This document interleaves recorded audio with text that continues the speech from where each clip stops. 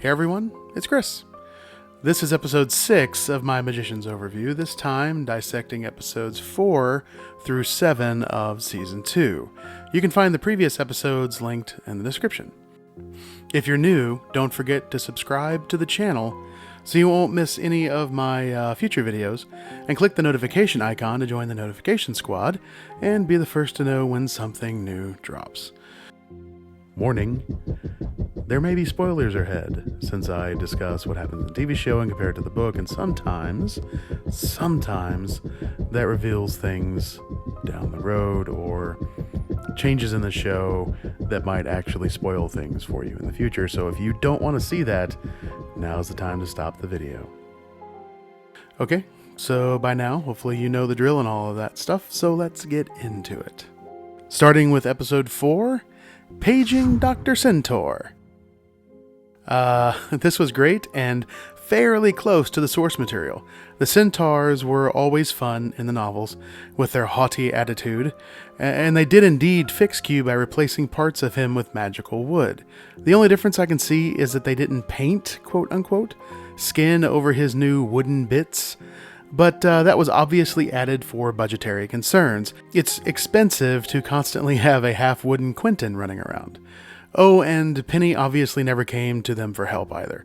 And Q never chopped off his hands, etc., since, as I mentioned in an earlier video, Penny disappeared into the Netherlands after the fight with the beast. Next up, we have Eliot and Eliot?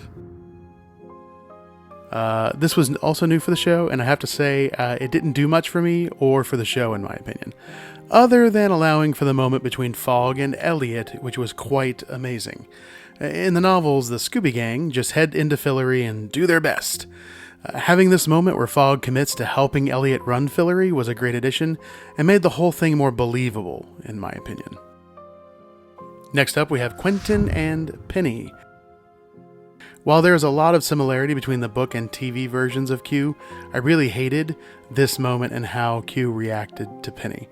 It might be because we didn't have any interaction between the two of them again until much, much later, after Q has had time to live and mature, but it just felt like a childish way to deal with him. I like to see characters grow while their story unfolds, which actually happens in the novels, so seeing Quentin just kind of stay static like this was kind of a letdown. Lastly, we have the White Lady. This was an amazing sequence in the novels and really did a lot to mature and improve Quentin's character.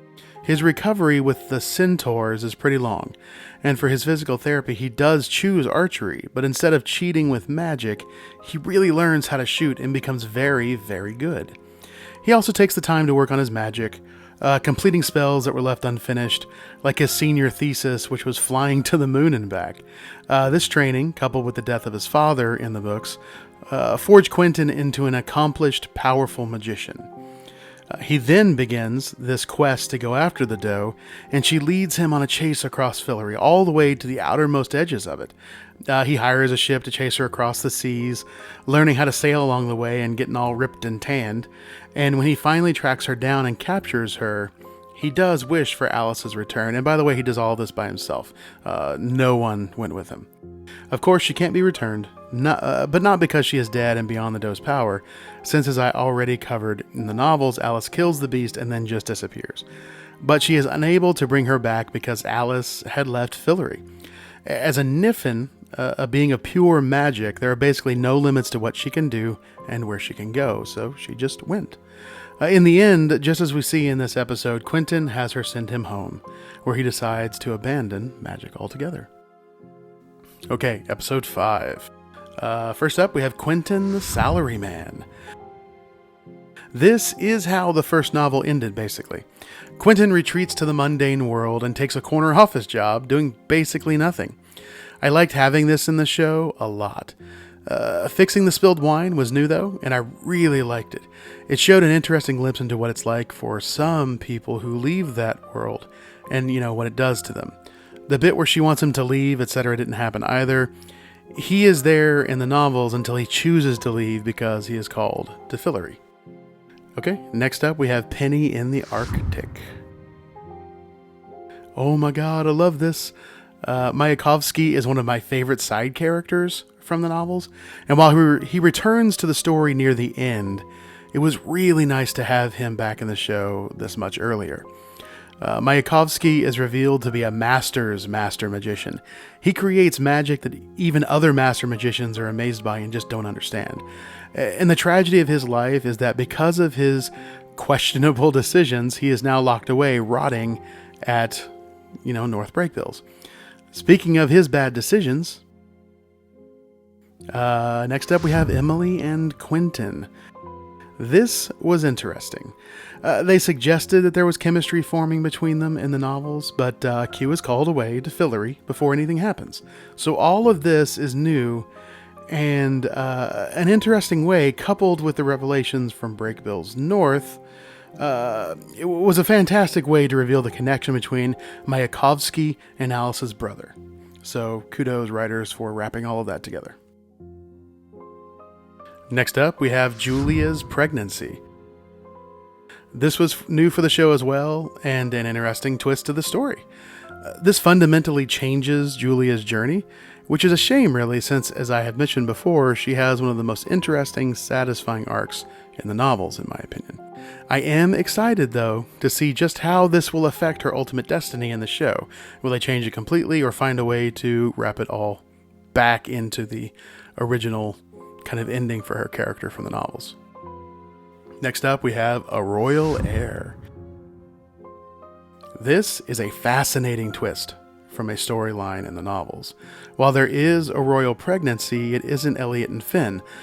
This change in it is interesting for a number of reasons, not the least of which is that their child will be half Earthling, half Fillorian, and would presumably sit on the throne of Fillory. Or can it? Does being half child of Earth count?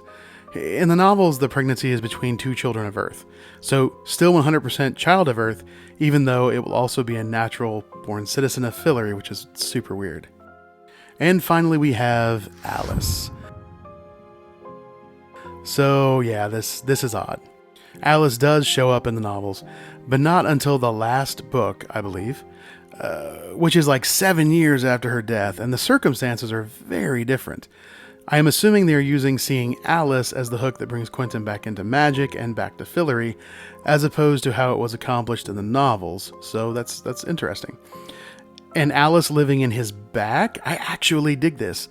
It's a very interesting twist to the story, and I love seeing Alice like this. Okay, rolling along to episode 6, we have Quentin, Lord of the Dance. Yeah, as you can imagine, not in the novels. Quentin stumbles upon Alice years later as he is working on perfecting a spell that literally allows you to create a new world. It's just nuts. In his first attempt, he creates a mirror world, and within it, he finds Alice. They also basically skip over the whole funeral memorial service thing. It was interesting to see that bit with her mother and father, though, just how messed up they actually were, and how little their children actually meant to them, at least in the beginning. I did find it interesting that they had Alice leading Quentin around to find the Egyptian book. In the novels, Alice loves being a Niffin and is not in favor of being made human again. In fact, she loves tormenting Quentin, as we see in the show very soon. Next up, we have the Lorians. In the novels, the Lorians are perpetually at war with the Fillorians, but we don't have an actual confrontation between the two kingdoms, let alone an appearance by the Lorians, until later in the game. And they certainly didn't steal Whitespire and move it to Loria. This whole storyline is odd, and I didn't like it. Not really a fan. And then having Fillory declare war on the Lorians at the end is just nuts. In the novels, the Lorians are always the aggressors. There is a parallel in some sense, I guess, to be found in the novels when it comes to Margot and the prince's betrayal, but only from the standpoint that she was duped and then got real angry and did some very not nice stuff as a result. Okay, lastly, we have Banishing Reynard.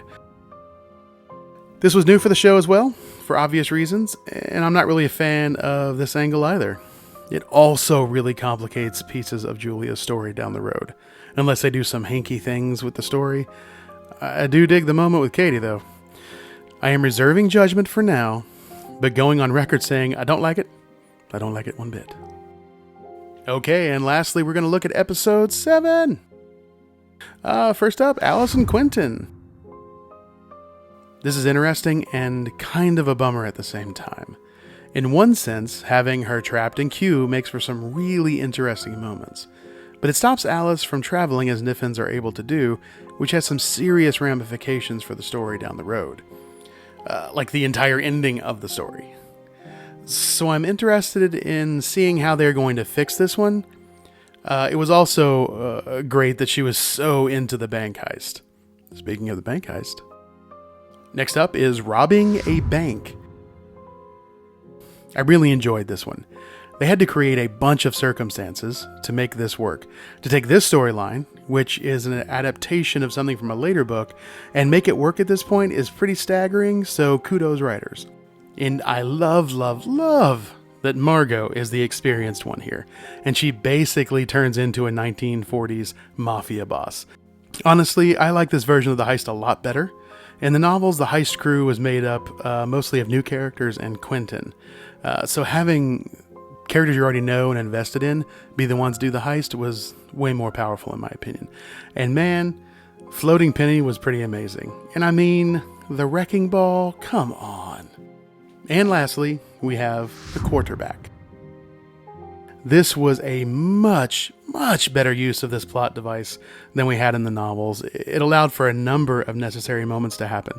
The removal of Eliot's golem, which really needed to go. Julia putting herself in harm's way for the Scooby Gang, which will go a long way to convincing them she is worth having around. And moving the divine pregnancy storyline ahead. All just really fantastic moments in this episode that I don't know, let's go Time Winder, what are we going to call it? What was it called in Harry Potter? I don't remember. Something dumb. Also, the magic electro whip was rad. And that is it for this video. Hope you enjoyed what we talked about. If I didn't cover something you would like to know about, because I kind of pick and choose what I want to talk about. Usually things that are massive changes from the books. There are a number of small tweaks from the novels, and I try to avoid those and just talk about the big ticket items. So if there's something that you really want to know that I didn't cover, please put it in the comments. Or you can find me on Twitter at ChrisJDavis and ask me there. I will see you guys again on Friday with another Magicians video. Till then, take it easy.